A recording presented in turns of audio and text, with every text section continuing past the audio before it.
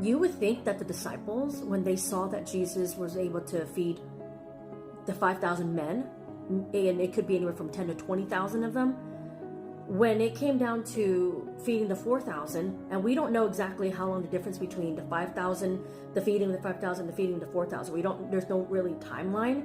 But you would think that they remember, okay, well, Jesus just fed 5,000 men the other day. He could do this again, right? But they didn't. They still weren't sure how they were going to do it. And so this still shows that the disciples were still, they were still developing. They were still developing their understanding of Jesus's power, of his mission, and of his role.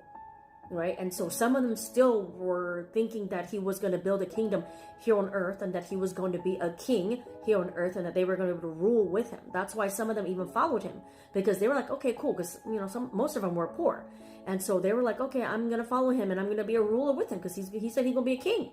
Right? They still didn't understand. So when he did this, so when the feeding of the 4,000 happened, they still were like, I don't know how we're going to feed him. How could they forget that Jesus already did that already? So this is very good for us when we come through a situation or a trial or hardship in our life, and we're like, oh my gosh, how am I going to do this? This is so hard. Why do we forget what he's already done for us in the past?